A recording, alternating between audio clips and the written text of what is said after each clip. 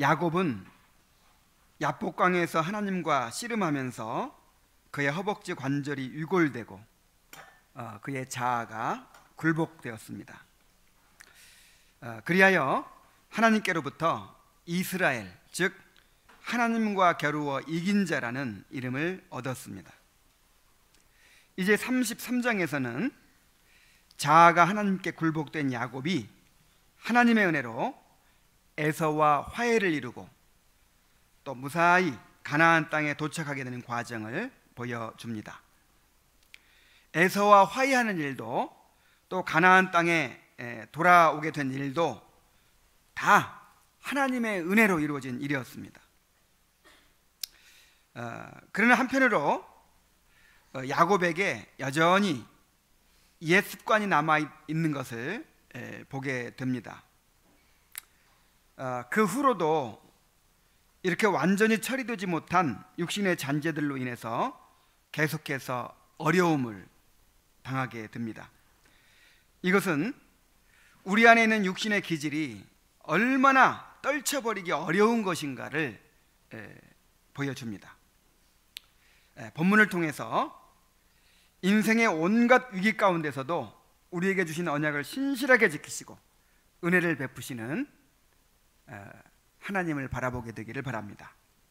또한 우리 안에 있는 육신의 잔재들을 발견하고 내어버릴 수 있도록 은혜를 구하게 되시기를 바랍니다. 자, 먼저 변화된 야곱의 모습을 우리가 볼 수 있습니다. 이제 자아가 굴복된 야곱은 두려움을 이기고 에서에게 나아갑니다. 1절부터 3절까지를 다시 제가 읽겠습니다. 야곱이 눈을 들어 보니 에서가 400명의 장정을 거느리고 오고 있는지라. 그의 자식들을 나누어 레아와 라헬과 두 여종에게 맡기고 여종들과 그들의 자식들은 앞에 두고 레아와 그의 자식들은 다음에 두고 라헬과 요셉은 뒤에 두고 자기는 그들 앞에서 나아가되 그랬죠. 자, 야곱은 에서의 칼을 피하여 하란으로 도망한 이래로 지금까지 에서를 두려워하며 살아왔습니다. 그런데 드디어 그 에서를 이제 맞닥뜨리게 되는 거예요. 근데 에서가 야곱을 죽이려고 계속 칼을 갈아왔는데 400명이나 되는 군사를 거느리고 야곱을 향해 오고 있는 것입니다. 얼마나 두려운 일입니까? 그러나 야곱은 이제 두려움을 이기고 에서를 향하여 나아갑니다. 전에는 완전히 두려움에 사로잡혀 가지고 전전긍긍했죠. 그리고 온갖 인간적인 방법을 다 동원해서 어떻게 모면해 볼까 하고 수를 썼고, 그 다음에 비겁하게 가족들을 앞세우고 자기는 뒤에 숨었어요. 그러나 이제 야곱은 달라졌습니다. 이제 가장으로서 가족들의 맨 앞에서 가족들을 이끌고 나아갑니다. 허벅지 관절이 위골되어서 비록 다리는 저렇지만 오히려 마음만은 당당하게 에서에게로 나아갑니다. 전날까지도 두려워서 벌벌 떨었던 사람이었는데 밤사이에 무슨 일이 있었던 것입니까? 밤사이에 야곱이 하나님을 만났어요. 하나님을 만나서 씨름하면서 자아가 깨어졌습니다. 그는 하나님의 약속을 신뢰하고 하나님께 자신을 맡겼습니다. 여러분, 그 기독교 강요에서 이 자기 부인이라는 이제 이 장을 보면 어떤 두려운 일로 인해서 지나치게 전전긍긍하고 하는 것도 이게 자기 부인이 이루어지지 않은 거예요. 정말 나를 부인하고 있다면 하나님께서 어떤 상황을 주시든지, 뭐 일찍 데려가시든지, 나를 낮추시든지, 뭐 어려움을 겪게 하시든지 하나님의 손에 맡겨야 되는 것입니다. 이게 자기 부인이에요. 정말 이것이 꼭 어떻게 돼야만 된다는 그런 생각을 가지고 두려워하고 전전긍긍하고 그렇게 하나님께 맡기지 못하는 거, 이것이 자기가 살아있다는 증거이거든요. 야곱은 이제 자기를 내려놨어요. 하나님께 맡기고 이제 에서에게로 나아갑니다. 똑같은 문제라도 하나님을 만나고 나면 이렇게 달라집니다. 하나님을 만나기 전에는 산처럼 보이던 문제가 하나님을 만나고 나면 아무것도 아닌 것이 됩니다. 하나님을 만나기 전에는 그 문제가 나의 문제지만 하나님을 만나고 나면 그것이 하나님의 일이 되는 거예요. 그러므로 이 순서가 중요합니다. 먼저 누구를 만나야 돼요? 하나님을 만나요. 하나님을 만나고 나서 그 다음에 문제에 직면해야 돼요. 하나님을 만나고 나서 문제에 직면하는 거하고 하나님을 만나지 않은 상태로 내가 내 힘으로 내 의지로 그렇게 문제에 직면하는 거하고 너무 크게 차이가 나는 거예요.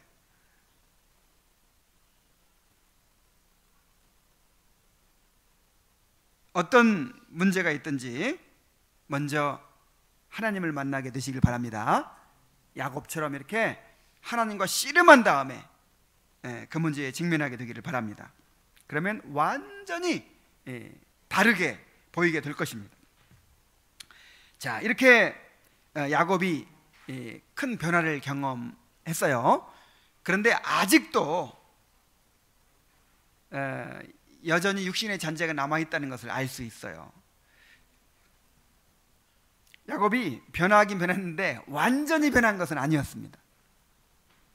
야곱은 아내와 자녀들을 차례로 에서 앞으로 나아가게 하는데 두 여종과 아들들을 가장 앞에 두고 그 다음에 레아와 아들들이 서게 하고 그 다음에 자기가 가장 아끼는 라헬과 요셉은 맨 뒤에서 따라가게 합니다. 야곱은 하나님께서 자기를 지켜주시리라는 이제 믿음이 생겼죠. 그래서 이제 담대하게 에서에게 나가는데 그래도 혹시 나를 죽이지는 않겠지만 그래도 이제 에서가 화풀이로 우리 가족 중에 일부라도 혹시 해칠지도 모른다 하는 생각을 좀 가졌던 것 같아요. 그래서 가장 중요하게 여기는 순서대로 배치를 한 거예요. 맨 처음에 누구를 앞세웠다고요?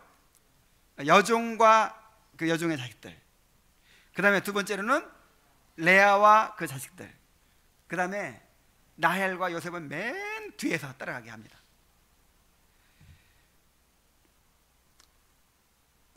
그러면 맨 앞에 있는 아내와 자식들은 도대체 뭐예요? 총알바지, 총알바지. 만약에 에서가 그냥 화풀이라도 이게 이렇게 하면 이제 맨 앞에 있는 사람이 죽으라는 거예요. 그는 아직도 노골적으로 아내들을 차별하고 있고 자식들을 편애하고 있습니다. 이것은 정말 무책임한 일이죠. 이 가장으로서, 지도자로서 이거 얼마나 지금 이게 하나님의 뜻을 따라서 가족을 이끄는 것이 아니라 지금은 누구의 욕망을 따라서 자기 자신의 욕망을 따라서 자기 자신의 이기적인 뜻을 따라서 가족들을 이끌고 있는 거예요. 아직도 하나님께 온전히 맡기지 못하고 자신의 생각을 고집하는 모습이 남아 있습니다. 그래서 그런지 아브라함은 처음에 아브람이었다가 아브라함으로 바뀐 다음에는 계속해서 그냥 아브라함으로 호칭을 했죠. 근데 야곱은 이스라엘로 바뀐 다음에도 이스라엘이라고 불렀다가 야곱이라고 불렀다가 이렇게 하고 있어요. 아마 제 생각에는 야곱이 아브라함만큼 확 바뀌질 않은 것 같아요. 여전히 예전의 모습들을 다시 나타내고 있습니다. 자, 사람이 자신의 틀을 깨고 변화된다는 것이 정말 쉽지 않은 일이에요. 사람은 정말 안 변합니다. 자신이 고집하는 습관, 태도가 여간해서 변하지 않아요.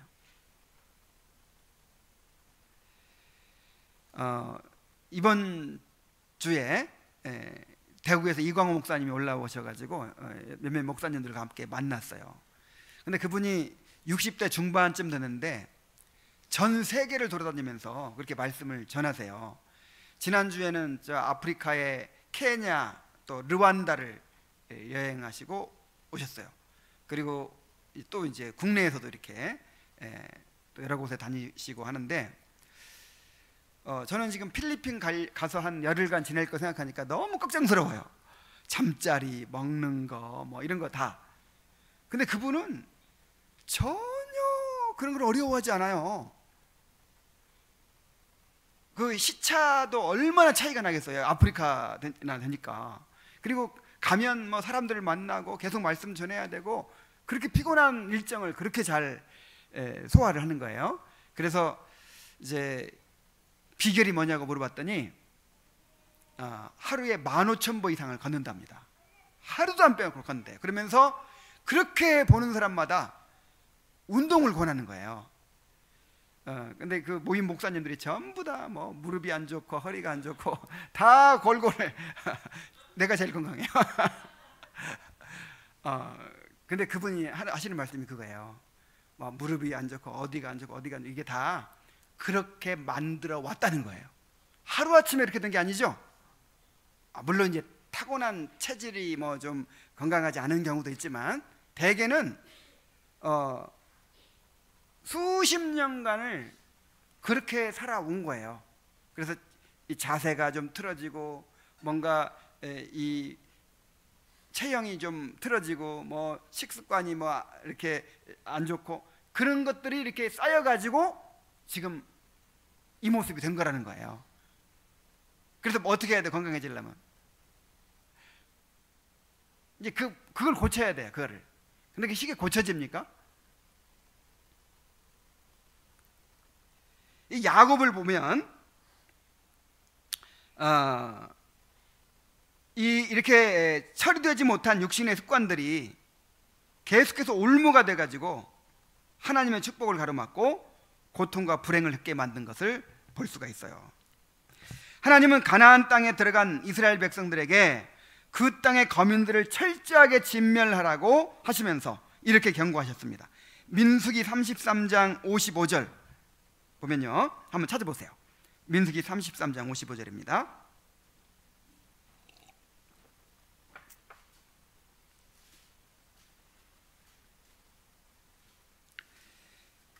너희가 만일 그 땅의 원주민을 너희 앞에서 몰아내지 아니하면 너희가 남겨둔 자들이 너희의 눈에 가시와 너희의 옆구리에 찌르는 것이 되어 너희가 거주하는 땅에서 너희를 괴롭게 할 것이요 그랬어요.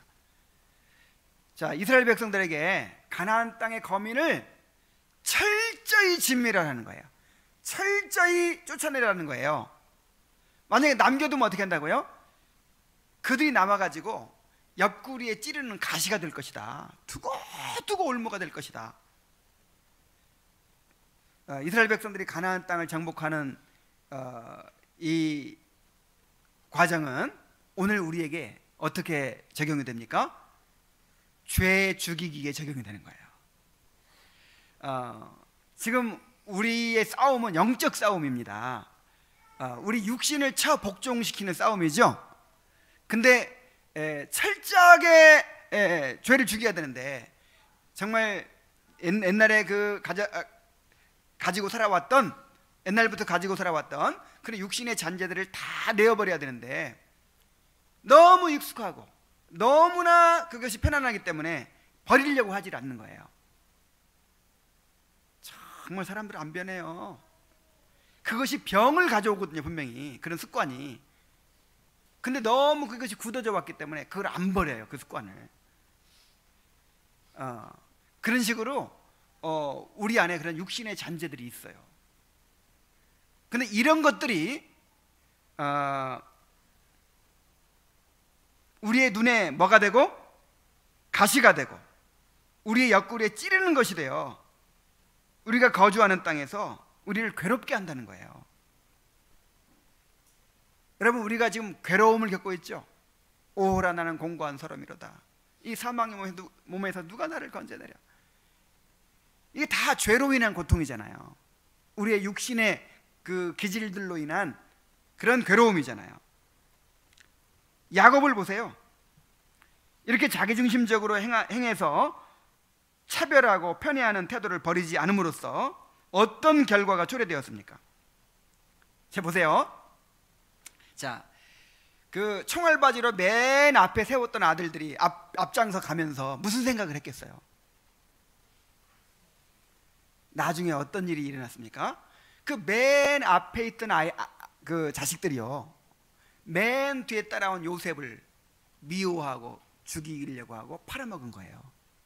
그걸 누가 만들었어요? 그렇게 그런 결과를 야곱이 만든 거예요. 여러분에게 아직 남아있는 그 옛사람의 습관들은 무엇입니까?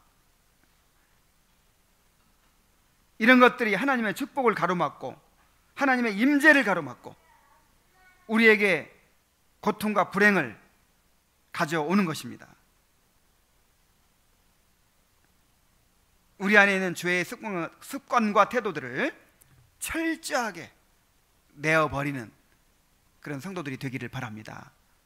이 죄 죽이기를 정말 힘써 실천해야 돼요. 이번에 제가 필리핀에 가서 이 칼빈의 성화론의 핵심인 이 죄 죽이기를 강의를 하려고 해요. 자, 죄가 어떻게 해서 죽습니까? 쉽게 안 죽어요. 자기 부인과 자기를 부인하는 일과 또 십자가를 지는 일과 또 영생을 묵상하는 일을 통해서 죄가 죽게 됩니다.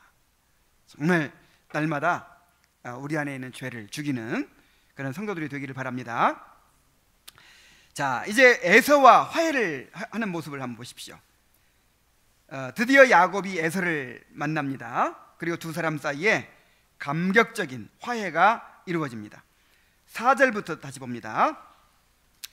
몸을 7번 땅에 굽히며 그의 형 에서에게 가까이 가니 에서가 달려와서 그를 맞이하여 안고 목을 어긋맞추어 그와 입맞추고 서로 우니라.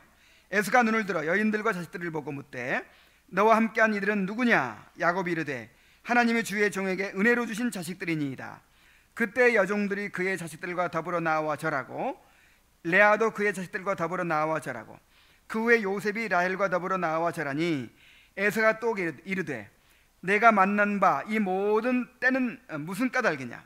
야곱이 이르되 내 주께 은혜를 입으려 함이니이다. 에서가 이르되 내 동생아 내게 있는 것이 족하니 내 소유는 내게 두라. 야곱이 이르되 그렇지 아니하니이다. 내가 형님의 눈앞에서 은혜를 입었사오면 청하건대 내 손에서 이 예물을 받으소서. 내가 형님의 얼굴을 배운즉 하나님의 얼굴을 본 것 같사오며 형님도 나를 기뻐하심이니이다. 하나님이 내게 은혜를 베푸셨고 내 소유도 족하오니 청하건대 내가 형님께 드리는 예물을 받으소서 하고 그의 강권함에 받으니라. 자, 야곱은 에서를 보자 몸을 7번 땅에 굽혀 절을 합니다. 이 근동지방에서 7번이라는 숫자는 절차상 완전을 의미합니다.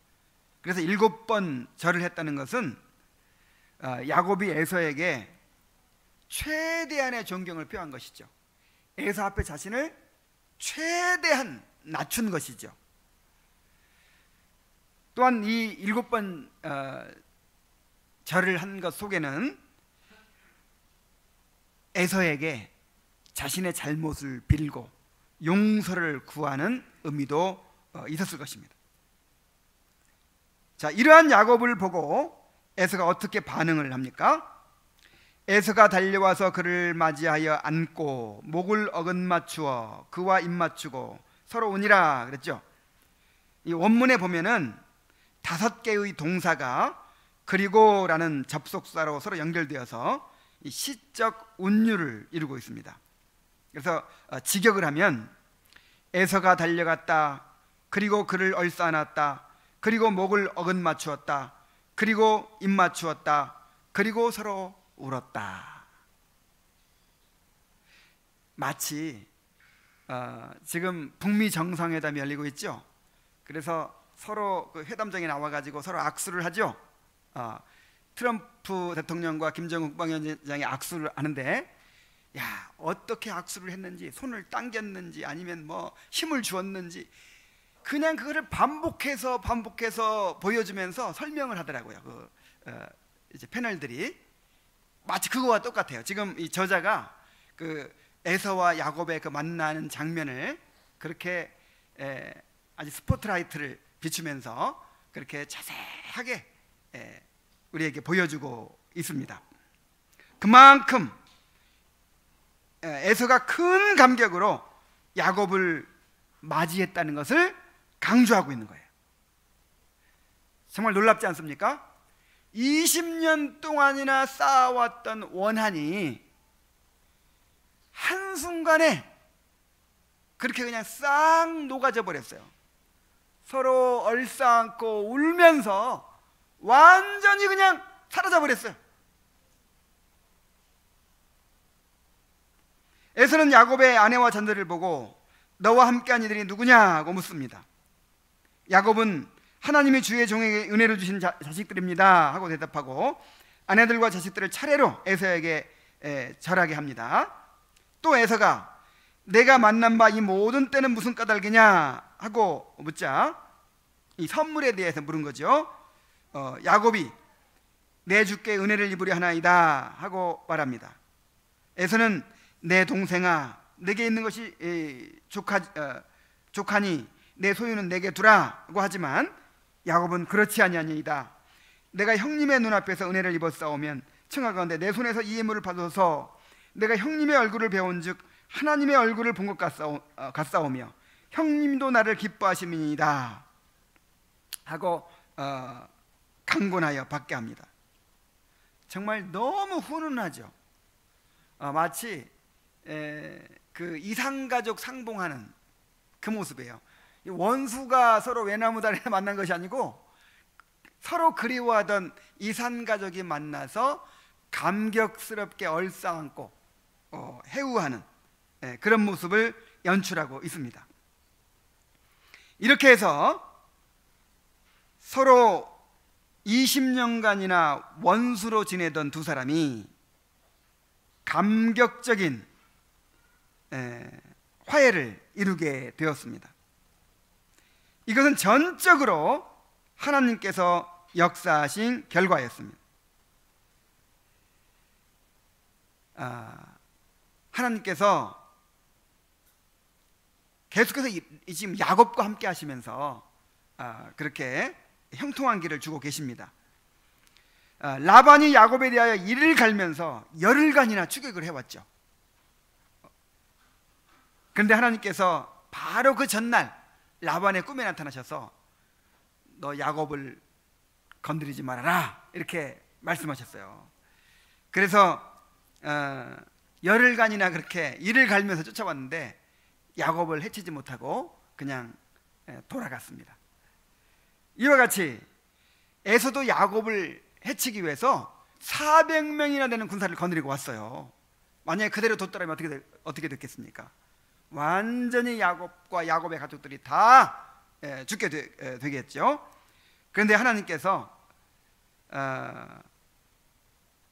에서의 마음에 그 분노와 원한을 다 녹아지게 하시고 오히려 형제의 정을 불러 일으켜 주셔서 극적인 화해가 이루어지게 하셨습니다. 이 화평은 하나님께로부터 옵니다. 인간의 힘으로는 인간의 죄악된 본성에서 나오는 서로 미워하고 오해하고 악의를 품고 비난하고 이 대적하는 이런 일들을 막을 수가 없어요. 참, 우리 사회 곳곳에서 일어나고 있는 그 반목과 대립과 그 분노와 증오를 보세요. 요즘에는 또 이 세대 간의 갈등이 그동안에 막 문제가 됐었잖아요. 지금은 성 간의 갈등이 일어나고 있어요. 여자들은 이 페미니즘 운동을 막 이렇게 벌이고 그래서 막 남자들을 증오하고, 또 남자들은 무슨 뭐 여혐이라고 그래가지고 그 여자들이 그렇게 또 그렇게 미워하는 거예요. 참, 이 하나님과의 이 화평이 깨어진 인간은 서로 간에 그렇게 반목하고 갈등하고 그렇게 싸울 수밖에 없도록 되어 있어요. 그런데 하나님과 화목하게 되면 하나님께서 이렇게 사람들과도 화평하게 해 주십니다. 잠언 16장 7절에 보면은 사람의 행위가 여호와를 기쁘시게 하면 그 사람의 원수라도 그로 더불어 화목하게 하시느니라 그랬어요. 그러니까 먼저 누구를 만나야 돼요? 하나님을 만나야 돼요. 어떤 문제를 직면할 때도 먼저 하나님을 만나야 돼요. 또 사람들과 관계를 맺을 때도 먼저 하나님과 올바른 관계 속에 있어야 돼요. 먼저 하나님과 화목하시기 바랍니다. 그럼 하나님께서 이렇게 원수라도 화목하게 해 주실 것입니다. 자, 드디어 이제 야곱이 가나안 땅에 돌아오게 되었습니다. 극적인 화해를 이룬 야곱과 에서는 이제 서로의 갈 길을 가게 됩니다. 12절부터 또 봅니다. 에서가 이르되 우리가 떠나자, 내가 너와 동행하리라. 야곱이 그에게 이르되 내 주도 아시거니와 자식들은 연약하고 내게 있는 양떼와 소가 새끼를 데리고 있은즉 하루만 지나치게 몰면 모든 떼가 죽으리니 청하건대 내 주는 종보다 앞서 가소서. 나는 앞에 가는 가축과 자식들의 걸음대로 천천히 인도하여 세일로 가서 내 주께 나아가리이다. 에서가 이르되 내가 내 종 몇 사람을 내게 머물게 하리라. 야곱이 이르되 어찌하여 그리하리이까? 나로 내 주께 은혜를 얻게 하소서 하며 이날에 에서는 세일로 돌아가고 그랬습니다. 자, 에서가 야곱에게 가나안 땅으로 돌아가는 길까지 동행해 주겠다고 합니다. 아주 큰 배려죠. 이제 여행길에 무슨 일을 만날지 알아요. 이 호전적인 유목민들이 이렇게 쳐들어와 가지고 재산을 약탈해 갈 수도 있고 사람을 죽일 수도 있는 거예요. 그래서 이제 지켜주겠다는 거죠.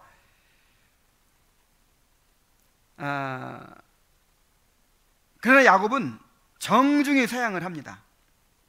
아직 자식들도 어리고 양떼와 소떼가 새끼를 데리고 있으니까 과히 몰면 안 된다고, 천천히 갈 테니까 그냥 형님은 형님 갈 길을 가시라고, 그러면 내가 나중에 형님을 찾아뵙겠다고 이렇게 정중히 사양을 해요.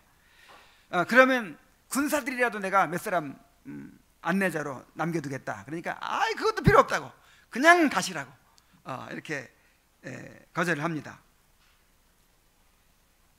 야곱은 아무리 화해를 했다고는 하지만 에서와 함께 가는 것이 껄끄러웠을 거예요.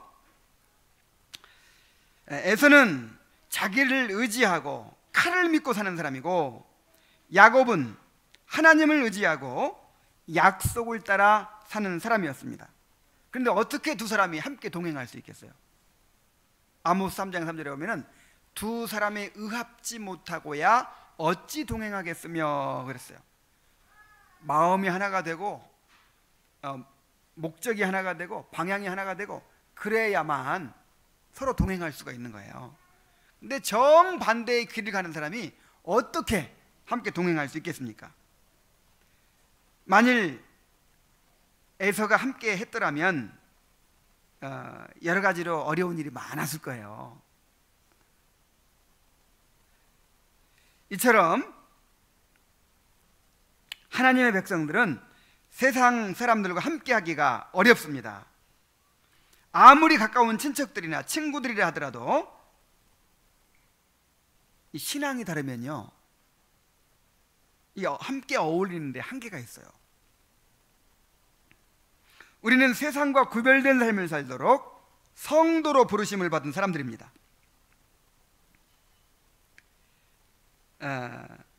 삶의 방향이 다르고 목적이 다르고 가치관이 다르고 사고방식이 다를 수밖에 없습니다. 그래서 다른 사람들과의 관계를 의식해서 우리의 길을 타협해서는 안 됩니다. 비록 외톨이가 되고 외로워지더라도 우리는 부름받은 성도의 길을 가야 돼요. 에서는 에서의 길을 가고 야곱은 야곱의 길을 가야 되는 것입니다. 자, 그런데 야곱은 가나안 땅에 들어가기 직전에 숫곳이라는 곳에 오래 머물게 됩니다. 17절을 보면 야곱은 숫곳에 이르러 자기를 위하여 집을 짓고 그의 가축을 위하여 우릿간을 지었으므로 그 땅 이름을 숫곳이라 부르더라 그랬죠. 이 숫곳이라는 곳은요, 야곱이 하나님과 씨름했던 야복강에서 한 3.2km 정도 떨어진 곳이고 요단강 동편에 위치한 곳으로 가나안 땅의 접경 지역이라고 할 수 있어요. 이제 거기서 요단강만 건너면 가나안 땅이 되는 거예요. 그런데 야곱이 이곳에다 집을 짓고 우릿간을 짓습니다. 항상 장막에 거했죠. 항상 장막에 거했는데 이제 집을 지은 거예요. 그리고 이 가축들의 우릿간을 지은 거예요. 이것은 이곳에 오래 머물겠다고 작정을 한 것입니다. 아마 이 숫곳이라는 곳에 한 10년 이상을 머물렀던 것으로 보여요. 왜냐하면 이제 다음 장에 34장에 보면은 이 하란을 떠날 때만 해도 자식들이 다 어렸습니다. 자식들이 다 어렸어요. 어린아이들이었어요. 그런데 이제 다음 장에 보면 34장에 보면은 디나가 처녀가 돼요. 야곱의 딸 디나가 처녀가 되고, 그 다음에 디나가 이제 이 성폭행을 당하니까 디나의 오빠들이 칼을 들고 그 세겜의 일족을 다 죽이죠. 그리고 성인들이란 말이에요. 완전히 성인들이 된 거예요. 그런 걸로 봐서 적어도 10년 이상 이 숫곳에 머물렀던 것으로 보입니다. 자, 왜 야곱이 이곳에 이렇게 오래 머물렀을까요? 성경이 말하고 있지 않기 때문에 뭐 정확하게는 알 수 없어요. 그렇지만 짐작하기로는 야곱에게도 좀 쉼이 필요하지 않았을까, 그런 생각이 듭니다. 라반의 집에서 20년간이나 종살이를 하면서 지쳤을 거예요. 그리고 라반의 집에서 필사적으로 탈출하는 과정에서, 그리고 에선을 대면하기까지 그 과정에서 얼마나 많은 어려움이 있었습니까? 그리고 결정적으로 야곱이 지금 몸이 성하질 않아요. 허벅지 관절이 위골됐잖아요. 이게 큰 부상이거든요. 중상이에요, 중상. 그래서 이곳에서 오래 머무르면서 이제 심신의 쉼을 누리고, 그 다음에 이제 부상당한 육체를 치료하려고 하지 않았을까 하는 생각을 할 수 있습니다. 그러나 어쨌든 가나안 땅 직전까지 와서 이렇게 오래 머물게 된 것은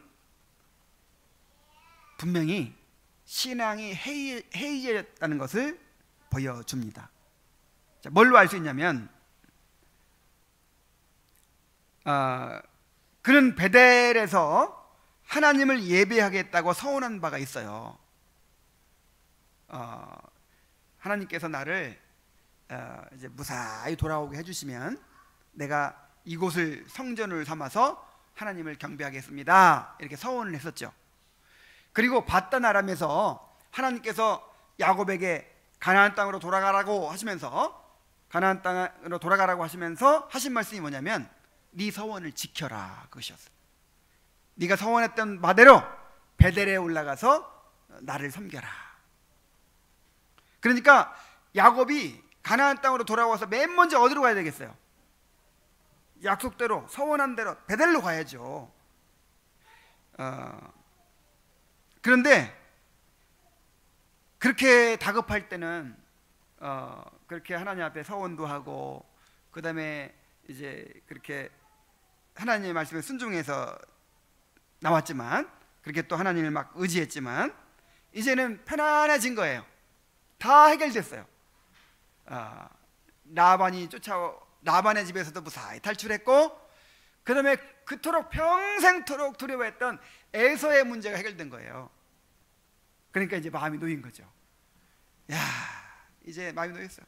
막 길을 쓰고 가나안 땅 막 급히 안 가도 돼. 그리고 막 베델도 새까맣게 잊어버렸어요.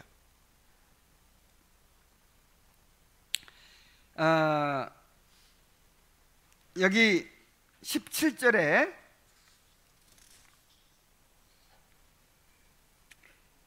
야곱은 숫곳에 이르러 자기를 위하여 집을 짓고 그의 가축을 위하여 우리간을 짓고 그랬죠. 누구를 위하여? 자기를 위하여 집을 짓고 그의 짐승들을 위하여 우리간을 지었다는 말이 있는데, 누구를 위하여는 없어요. 하나님을 위하여가 없어요. 물론 꼭 이 문장 자체가 문제가 아니라 바로 이 야곱의 행동 가운데 그렇다 이 말이죠. 하나님께서 나를 이렇게 나를 보호해 주시고 지켜주시고 나를 가나안 땅으로 돌아오게 해주셨는데, 내가 서원대로 하나님을 위하여 베델로 올라가서 제사를 드리겠다, 이런 게 없잖아요. 이게 이제 뭘로 봐서 또 아냐면, 나중에 이제 이 다음 장에서 야곱이 큰 어려움을 겪게 되죠. 딸이 성폭행을 당하고, 그 다음에 아들들이 그 한 부족 전체를 몰살시켜 버리잖아요. 이 엄청난 일을 저질렀기 때문에 이제 굉장히 큰 두려움이 막 생긴 거예요. 위기를 맞는 거예요. 그때 어디로 올라가자? 이제 베델로 올라가자. 그때야 정신을 차리고 베델로 올라갑니다.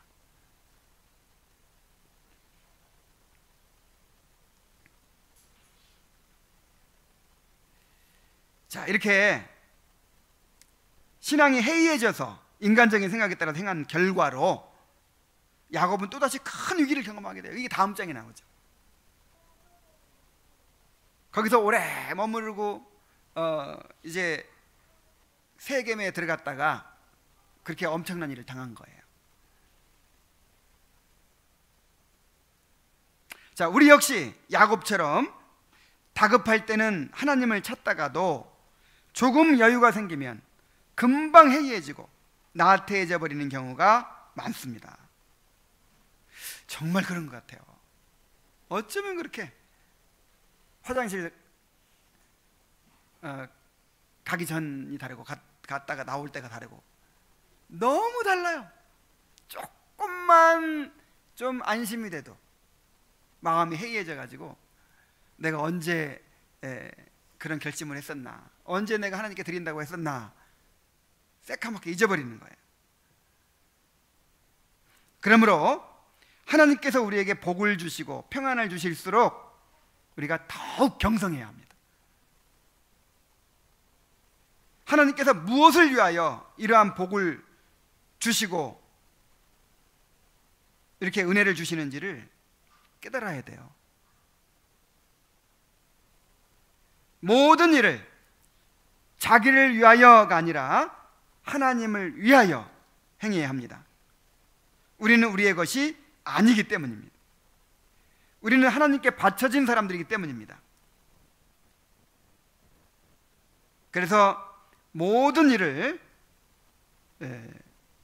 하나님을 위하여, 집을 지어도 하나님을 위하여, 우리간을 지어도 하나님을 위하여, 정말 하나님께서 지금 나에게 원하시는 것이 무엇인지를 생각하고 그렇게 행해야 될 줄로 믿습니다.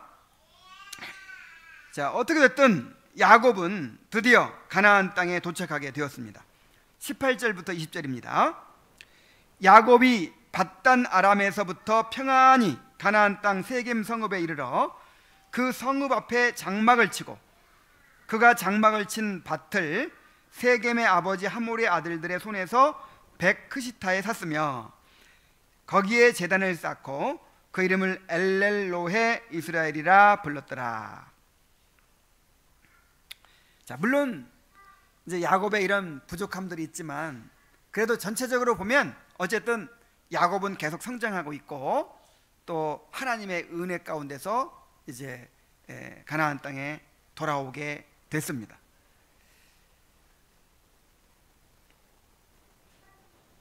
야곱은 밧단 아람에서부터 평안히 가나안 땅 세겜에 이르게 되었다고 했습니다.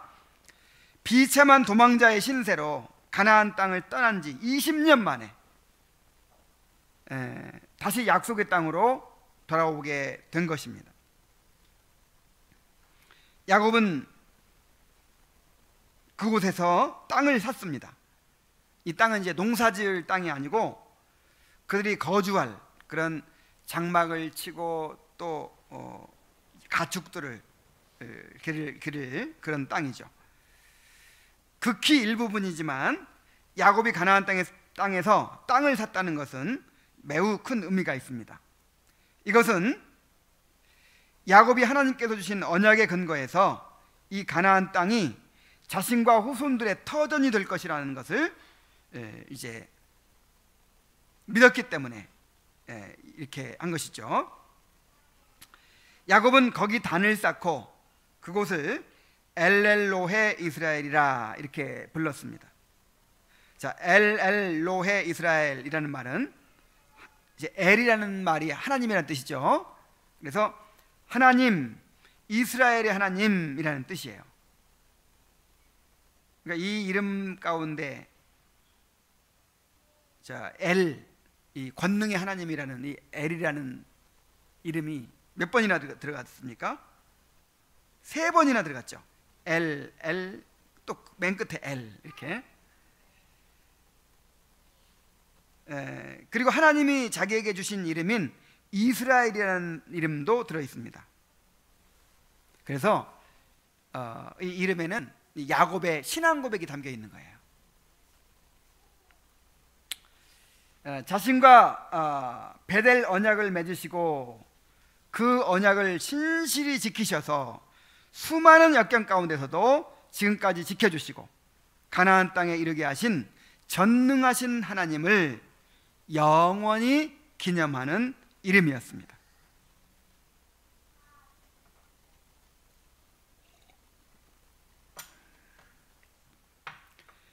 에서를 피해서 하란으로 도망하던 길에 들판에서 잠을 자다가 야곱이 하나님을 만났죠. 그 놀라운 체험을 하고 나서 그곳 이름을 뭐라고 지었어요? 베델이라고 지었죠. 하나님의 집. 그 다음에 에서를 만나러 가는 길에 정말 두려워 떨리는 마음으로 나아가고 있는데 하나님께서 보내신 천사들을 만났어요. 그 천사들을 보고 나서 그곳 이름을 뭐라고 했죠? 마하나임, 하나님의 군대라 이렇게 불렀어요. 그리고 이제 무사히 가나안 땅에 돌아온 후에 자신과 함께 하신 전능하신 하나님을 바라보면서 엘렐로헤 이스라엘이라고 또 부른 것입니다. 야곱은 이렇게 하나님을 경험해 가면서 그의 신앙이 점점 성장해 가고 있습니다. 자, 우리도 이렇게 하나님을 경험해 가야 합니다. 우리가 경험하는 여러 가지 사건들을 통해서 삶의 모든 과정들을 통해서 하나님을 알아가게 되어야 합니다. 1년 전에 1년 전입니까? 2년 전입니까? 잘 기억이 안 나요. 한 형제와 자매가 결혼을 했어요. 그 결혼을 통해서 우리 이승엽 형제, 이유미 자매 결혼을 했어요. 근데 그 결혼을 통해서 이 두 사람이 정말 하나님을 경험했어요. 베델의 경험을 했어요.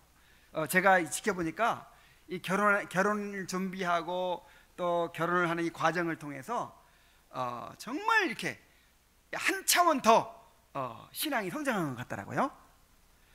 근데 이번에 또 3.75km 7km입니까? 3.89입니까? 엄청난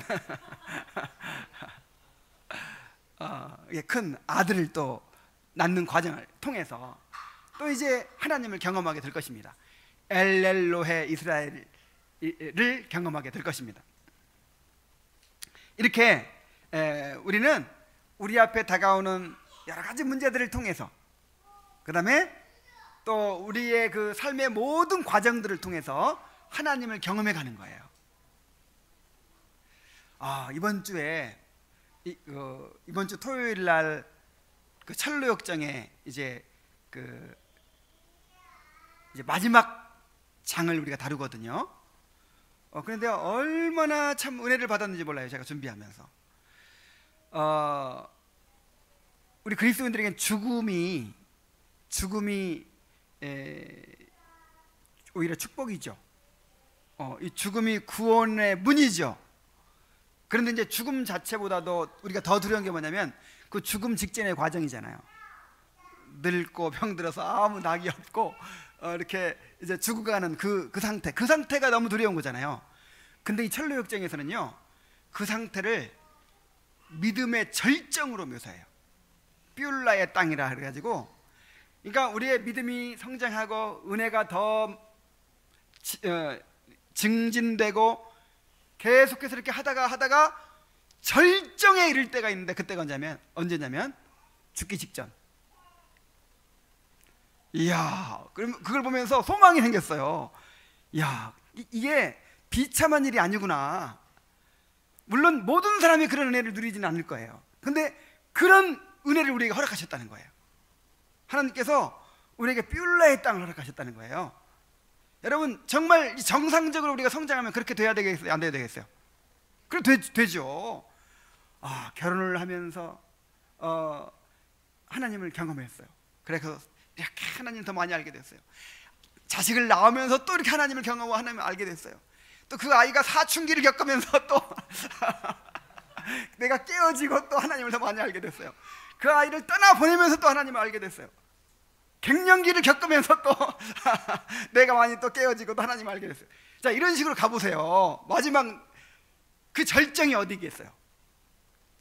그래서 그때가 천국과 가장 가까운 땅, 막 이제 천국이 바로 보이는 땅이라는 거예요.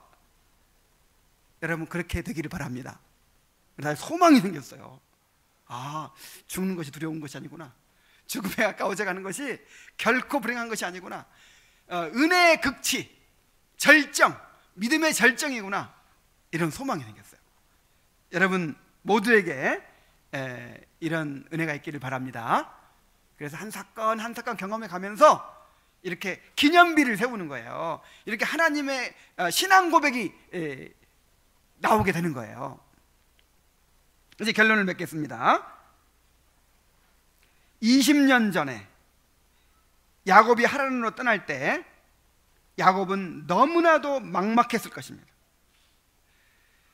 그런데 하나님은 베델에서 야곱에게 나타나셔서 그를 위로하시고 약속을 주셨습니다. 28장 15절에서 내가 너와 함께 있어 내가 어디로 가든지 너를 지키며 너를 이끌어 이 땅으로 돌아오게 할지라. 내가 내게 허락한 것을 다 이루기까지 너를 떠나지 아니하리라. 자, 이렇게 약속을 주셨는데 하나님은 그 약속대로 그와 함께 해주셨습니다. 20년 동안 한시도 떠나지 않고 그와 함께 해주셨어요. 모든 환난 가운데서 그를 지켜주셨습니다. 그리고 그를 이 땅으로 드디어 돌아오게 해주셨습니다. 하나님은 이렇게 우리도 인도하고 계시는 줄로 믿습니다. 지금 생각하면 야곱이 하란으로 떠날 때처럼 아무것도 안 보이고 막막하게 느껴질 수도 있어요. 그러나 하나님께서 우리에게 약속을 주셨습니다. 내가 너와 항상 함께 있어. 내가 어디로 가든지 너를 지켜주겠다. 너를 이끌어 이 땅으로 돌아오게 해주겠다. 내가 내게 허락한 것을 다 이루기까지 너를 떠나지 않겠다. 이 약속을 우리에게 주셨어요. 야곱에게 그 약속을 지키셨던 것처럼 우리에게도 신실하게 그 약속을 지키시고 우리를 인도해 주실 것입니다. 다만 야곱이 하나님을 온전히 신뢰하고 하나님께 자기 자신의 삶을 맡겼으면 얼마나 좋았을까요? 그 20년 동안 하나님을 믿지 못하고 자신의 수단과 방법을 의지하여 살 길을 찾으려고 했기 때문에 그의 인생이 이렇게 험악해진 거예요. 우리도 야곱의 삶을 보면서 깨달아야 합니다. 하나님은 결국 우리에게 허락하신 약속을 다 이루실 것입니다. 당장에는 막막해 보이지만 하나님은 우리와 함께하고 계시고 우리를 지키시고 우리의 길을 예비하고 계십니다. 우리 자신의 수단과 방법을 버리고 철저히 하나님을 신뢰하고 하나님의 말씀에 순종하여 살아가는 그런 성도들이 되기를 바랍니다. 기도하겠습니다. 하나님 아버지, 야곱의 일생을 우리가 살펴보고 있습니다. 드디어 20년 만에 이제 약속의 땅으로 돌아왔습니다. 하나님께서 그를 지키시고 그와 함께 하시고 그를 인도해 주신 것입니다. 이와 같이 우리의 삶을 인도하고 계시는 줄로 믿습니다. 아버지 하나님, 우리가 야곱의 삶을 보면서 깨닫게 하여 주옵소서. 끊임없이 하나님을 의심하고 우리 자신의 수단과 방법을 의지하고 참으로 육신대로 행함으로 말미암아서 우리 삶을 더 꼬이게 만들고 더 힘들게 만들지 않도록 인도하여 주옵소서. 온전히 하나님을 의지하고 하나님께 맡기고 참으로 하나님의 뜻에 순종하여 사는 우리들이 될 수 있도록 인도하여 주시옵소서. 예수님의 이름으로 기도하옵나이다. 아멘.